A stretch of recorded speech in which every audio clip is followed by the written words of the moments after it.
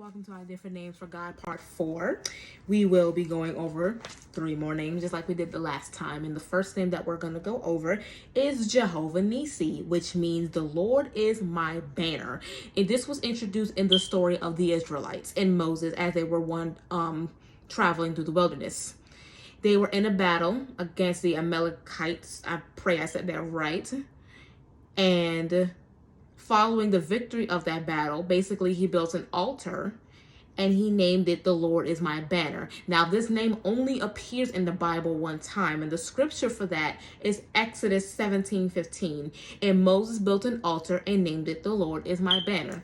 Short, simple, sweet. The next one is Jehovah Shalom. The Lord is peace. Now, the term shalom refers to soundness, completeness, harmony, and absence of strife, or simply peace. God has saw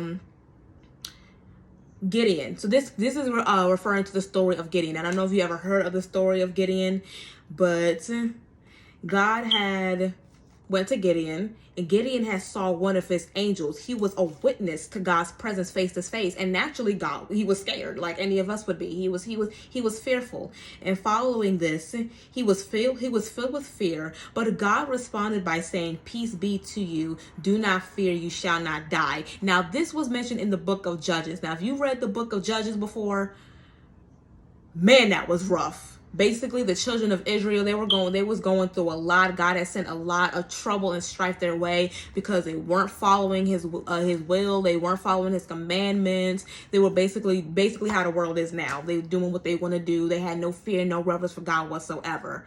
And Gideon, he had ordained Gideon to go into battle against his enemies, and he didn't have half as much of the people to fight as his enemies did. And naturally he was fearful, and that's how he had appeared before him, and he saw the angel and stuff like that. But then after that, that's when God said, "Peace be unto you, you shall not die." And when he said that, he was filled with confidence. He was filled with courage. And then he built an altar, and he named that altar "The Lord is Peace," or Jehovah Shalom, knowing that he could overtake his enemies and he wasn't alone. And the scripture for that is Judges 6:24. Then Gideon built an altar there and named it Gideon built an altar there to the Lord and called it "The Lord is Peace." And the very last name is El Roy, meaning the God who sees me. El typically refers to God. So all of this means the same thing. Yahweh, Jehovah, El, it all means God or Lord or Master.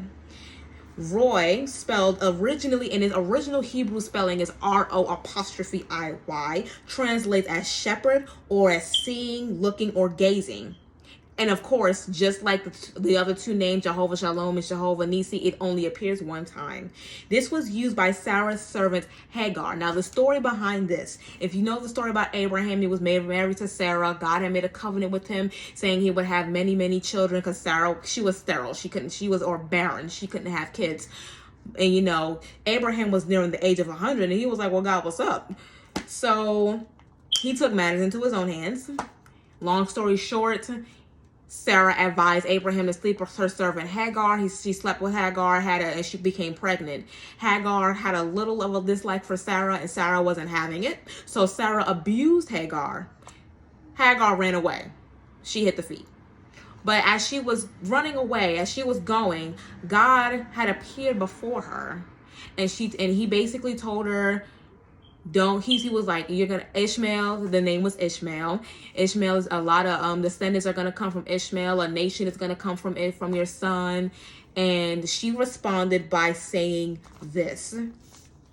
She said, "You are the God who sees me." So because God saw her and no one else does, she said, "You are the God that sees me." For she said, "I have now seen the one who sees me." And that's in Genesis 6:13. This concludes our episode of Different Names for God Part 4. You can tune into Part 5 tomorrow at the same time. Have a great one.